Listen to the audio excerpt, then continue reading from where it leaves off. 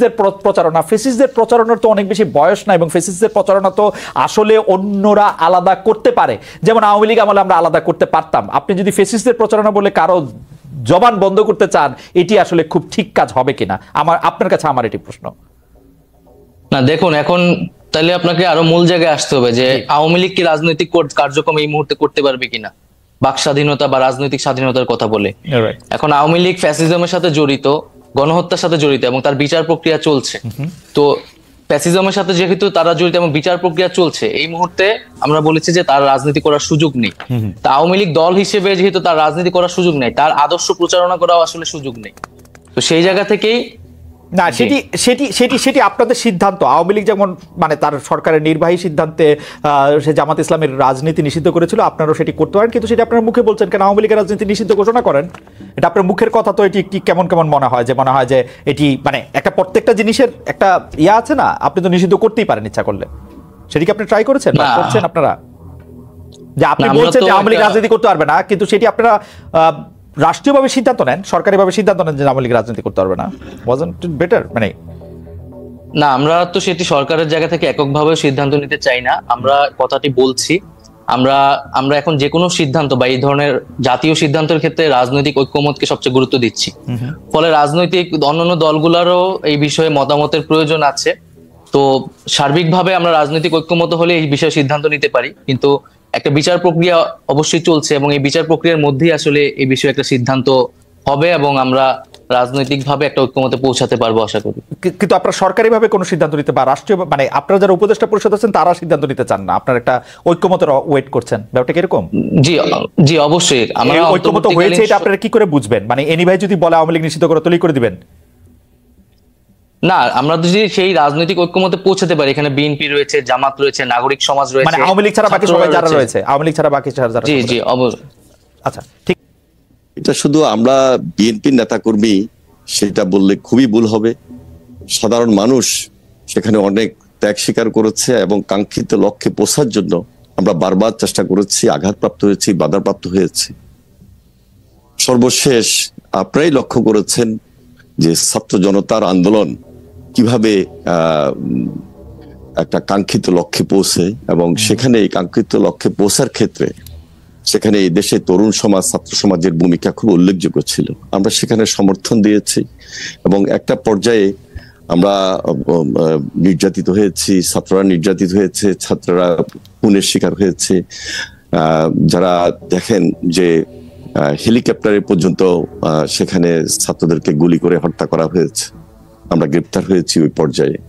এবং গ্রেপ্তারের পরে এটা 1 আগস্ট বলতে পারেন বা 2 আগস্ট শহীদ মিনার থেকে যখন আমাদের এই ছাত্ররা তাদের কোটা বিরোধী আন্দোলনটাকে আরো গতিতে নিয়ে যায়, এটা সাধারণ ছাত্রদের আন্দোলন ছিল, মেধাবী ছাত্রদের কোটা সংস্কারের আন্দোলন ছিল, বৈষম্য বিরোধী ছাত্র আন্দোলন নামে যে প্ল্যাটফর্ম, সেখান থেকে যখন আহ্বান করা হলো শহীদ মিনারে, সকল রাজনৈতিক দলকে তারা যখন আহ্বান করেছে, সকল রাজনৈতিক দল সেখানে সারা দেশে একত্রিত হয়ে এই ফ্যাসিবাদের বিরুদ্ধে লড়াই করেছে, সংগ্রাম করেছে।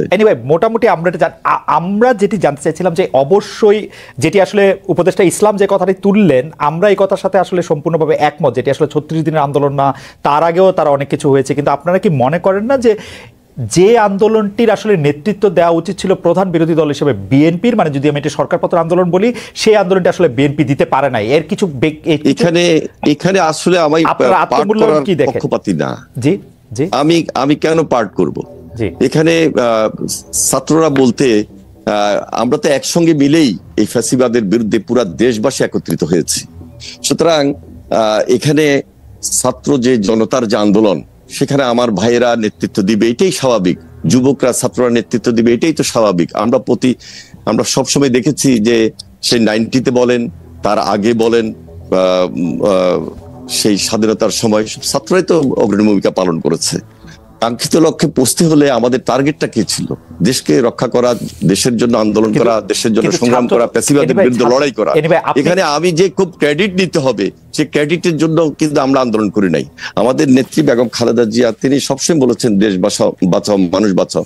আমাদের তারেক রহমান সাহেব আমাদের সকলকে একত্রিত করার চেষ্টা করেছেন, সকল রাজনৈতিক দল একটা প্ল্যাটফর্মে এসেছে। এরপরে যখন কোটা বিরোধী এই ছাত্র আন্দোলনের নেতৃত্বে যারা এসেছেন, তখনও তাদের সঙ্গে আমাদের সার্বক্ষণিক যোগাযোগ ছিল এবং আমরা তাদের এই আন্দোলনকে এগিয়ে নিয়ে গিয়ে একটা কাঙ্ক্ষিত লক্ষ্যে পৌঁছার জন্য আমরা চেষ্টা করেছি। ইনশাল্লাহ আমরা কামিয়াব হয়েছি। এখন কিন্তু আপনার কাছে মনে হয় না যে দৃঢ়তা ছাত্র জনতার নেতৃত্বে, মানে এই যেটাকে একটি লিডারলেস মুভমেন্ট নাহিদ ইসলাম বলছেন, সেই লিডারলেস মুভমেন্টে যে দৃঢ়তা তারা দেখিয়েছেন, আপনার কাছে মনে হয় না বারবার সেই রকম একটি বিএনপি ব্যর্থ হয়েছে?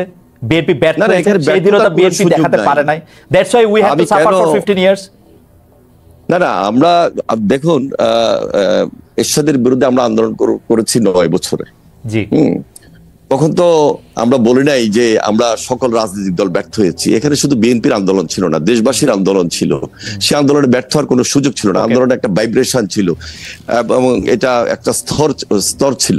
এই ভাইব্রেশনে একটা কাঙ্ক্ষিত লক্ষ্যে পৌঁছার জন্য আমরা ছাত্র জনতা যখন ঐক্যবদ্ধ হয়েছি এবং আমরা এই আন্দোলনে যখন ত্যাগ স্বীকার করতে করতে একটা পর্যায়ে এসেছি, ছাত্ররা আমাদের আন্দোলনের গতি বৃদ্ধি করেছে। সুতরাং এখানে পার্ট করার কোনো প্রয়োজন নাই, তাদের সঙ্গে আমাদের কোনো কম্পিটিশন নাই। আমরা কিভাবে দেশটাকে গড়বো সেটাই হলো এখন আসল। আমার মনে হয় এটা আপনি একদম খুব চমৎকার ভাবে বলেছেন। জনাব নাহিদ ইসলাম, আপনার কি এই বিষয়ে কোনো কিছু বলার আছে? আপনি যদি ছোট করে বলেন, নাহলে আমরা পরের প্রশ্নে যেতাম। না, আমি একটা বিষয় বলবো যে আমাদের বাংলাদেশের ইতিহাসে যে অভ্যুত্থানগুলো আমরা দেখি, সেটি কিন্তু ছাত্ররাই মোটামুটি নেতৃত্ব দিয়েছে বা সফল করতে ভূমিকা রেখেছে। সেটা 69 বলেন 90 বলেন, কিন্তু এবারে আন্দোলনে গুণগত পরিবর্তনটা হচ্ছে 69 বলেন 90 বলেন, সেই সময়ের অভ্যুত্থান ছাত্ররা নেতৃত্ব দিলেও সামনে কিন্তু একটা রাজনৈতিক শক্তি ছিল, রাজনৈতিক দলগুলোর একটা প্ল্যাটফর্ম ছিল, যারা পরবর্তীতে ক্ষমতাটা নিয়েছে।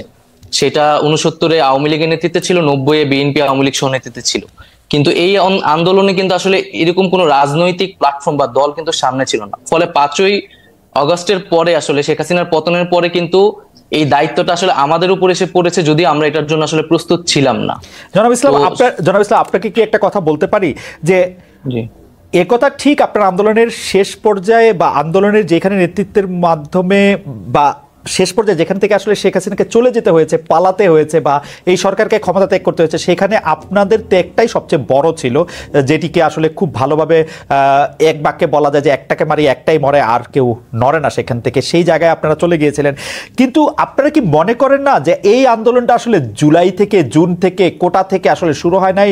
বিএনপির নেতাকর্মীরা বা জামায়াতের নেতাকর্মী বা বিরোধী দলের নেতাকর্মীরা, এমনকি বাম দলের নেতাকর্মীরা এই 15 বছর ধরে লাগাতার সংগ্রামের মধ্যে, আমি জানি না এনিবার বিরুদ্ধে কয়টি মামলা আছে, আমার কাছে মনে হয় সম্মিলিত মামলা, অবশ্যই সেই ত্যাগটার কথা কি আপনারা আসলে স্বীকার করছেন? এখন তো মনে হচ্ছে যে মানে ব্যাপারটা হলো যে আমাদের এই পুরো আন্দোলন সংগ্রাম শুধু জুলাই মাস থেকেই শুরু হয়েছে, এরকম মনে হচ্ছে।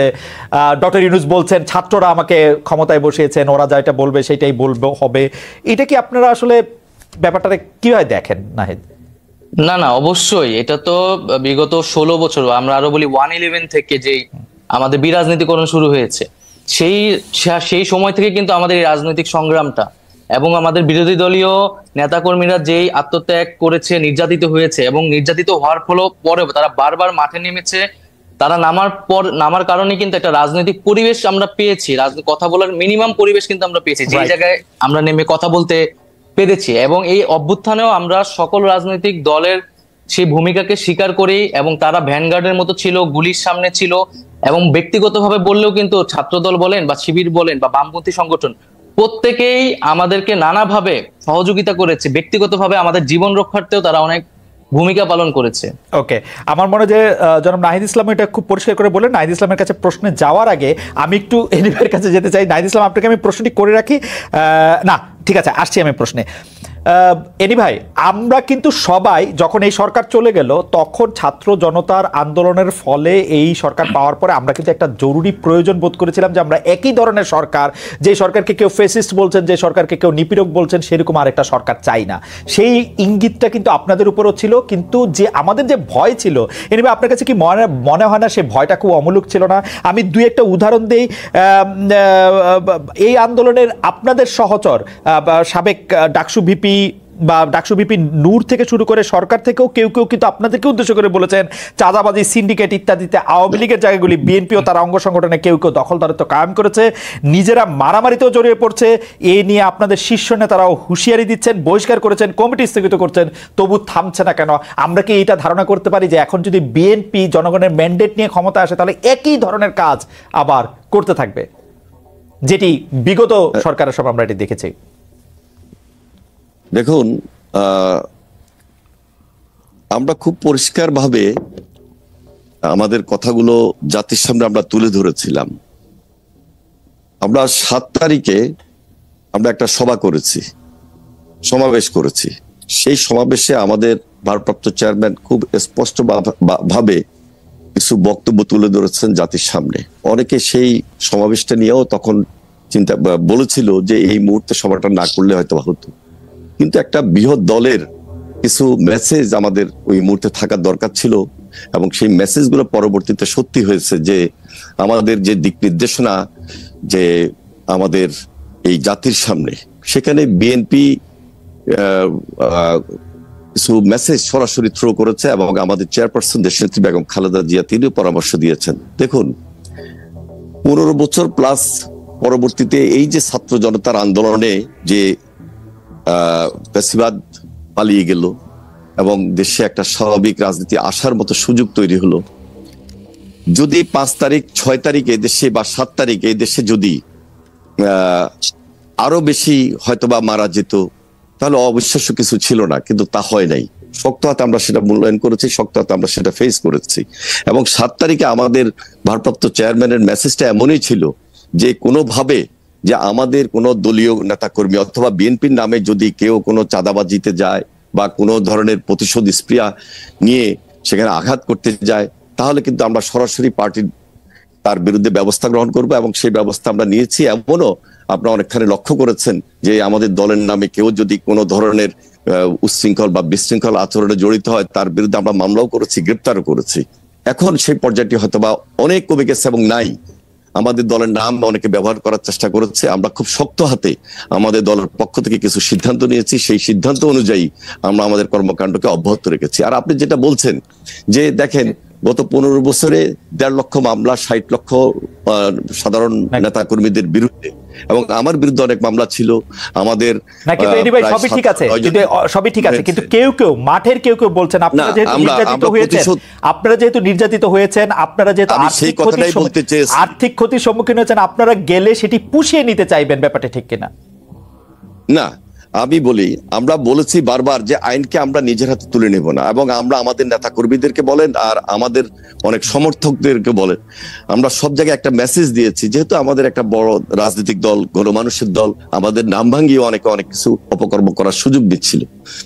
আমরা প্রতিশোধ কোনোভাবেই আইনের বাইরে নেওয়ার চেষ্টা করব না। যেহেতু এই সরকার রাষ্ট্রীয় ক্ষমতায় বর্তমানে অন্তর্বর্তীকালীন সরকার রয়েছেন, এই যে অ্যাডভাইজার নাইব সাহেবরা রয়েছেন, তাদের প্রতি আমাদের উদাত্ত আহ্বান ছিল যে এই যে বাস, ট্রাক, টার্মিনাল, তারপরে আপনি বলেন সিএনজি স্টেশন, আপনি যদি বলেন বালুমহল, আপনি যদি বলেন টেম্পো স্টেশন, এই ধরনের অনেক জায়গায় চাঁদা এই দেশে কালেকশন বিভিন্নভাবে হয়ে আসছে অতীতে। সুতরাং এগুলা কিন্তু একটা গভর্নমেন্টের দায়িত্ব। কোনোভাবে একটা দল পরিবর্তন হলো, একটা সরকার চলে গেল, সেটা আবার আমাদেরকেও সেখানে দখলে যাবে না, সেটার কোনো সুযোগ নেই। আমরা সেখানে হস্তক্ষেপ করেছি, এবং গভর্নমেন্টের দায়িত্ব হলো সেখানে আগের অর্ডার গুলোকে ক্যান্সেল করবে এবং নতুন করে সেটা সরকার আওতাদের নিয়ে আসবে, যেন আমাদের দলের কেউ নাম ভাঙিয়ে সেখানে ইনক্লুড না হতে পারে, সেখানে ঢুকতে না পারে। সেই ব্যাপারে আমরা খুব সতর্ক ছিলাম। আপনাকে ধন্যবাদ, এখনো সতর্ক আছি। আপনাকে অনেক ধন্যবাদ। আমি শিওর যে জনাব নাহিদ ইসলাম এই ব্যাপারটি মাথায় রাখবেন। তিনি যেহেতু সরকারে আছেন, ক্যাবিনেটে আছেন, তারা নিশ্চয়ই ব্যাপারটি নিয়ে আলোচনা করবেন এবং এই ব্যাপারে তারা সিদ্ধান্ত দেবেন। আমি জনাব নাহিদ ইসলামের কাছে জানতে চাইবো যে মাননীয় প্রধান উপদেষ্টা, এবং আপনাকে নিয়ে কটূক্তির অভিযোগে চট্টগ্রামে একটি নালিশি মামলা হয়েছে। আওয়ামী রেজিমের সময় এইসব মামলাকারীরা নানাভাবে পুরস্কৃত হতেন, রাষ্ট্রীয় সুযোগ সুবিধা পেতেন। আপনাদের পক্ষ নিয়ে যিনি মামলা করছেন তিনিও কি পুরস্কার পাবেন, কটূক্তির অভিযোগে যিনি মামলা করেছেন? না, কখনোই না। আর এখানে একটা যেটা হয়েছে যে ধর্মীয় অবমাননার বিষয়টি এটার সাথে যুক্ত ছিল, এবং সাথে প্রধান উপদেষ্টা আমার নামেও যুক্ত করা হয়েছে, এবং যিনি করেছেন মামলা তাকে তো আমি চিনিও না, এবং আমি আইন উপদেষ্টা যিনি তার সাথে যোগাযোগ করেছি যাতে এই মামলাটি বিষয়ে ব্যবস্থা নেওয়া হয়, এবং এই মামলায় যাতে গ্রেফতার না করা হয়। একটা এই মামলাটি এবং সাইবার সিকিউরিটি অ্যাক্ট নিয়ে আমরা নিজেরাই এর বিরুদ্ধে বলছি যে আমরা এই আইনটি সংশোধন করব। তো সেক্ষেত্রে পুরস্কৃত করা তো দূরের কথা, আমরা এই ধরনের মামলাকে তো আসলে বিরোধিতা করি। যারা এটি তুলনা করছে তারা হয়তো আমি জানি না কি জন্য তুলনা করছে। জি, এখানে আমি একটা প্রশ্ন রেখেছি এবং আমি এখনো এই প্রশ্নটা রাখছি যে গণমাধ্যমের স্বাধীনতায় আমরা বিশ্বাস করি, কিন্তু গণমাধ্যমকে ব্যবহার করে যদি ফ্যাসিজমের পক্ষে কথা বলা হয়, গণহত্যার পক্ষে বৈধতা দেওয়া হয়, তাহলে সেটি কি গণমাধ্যমের স্বাধীনতা হিসেবে বিবেচিত হবে কিনা?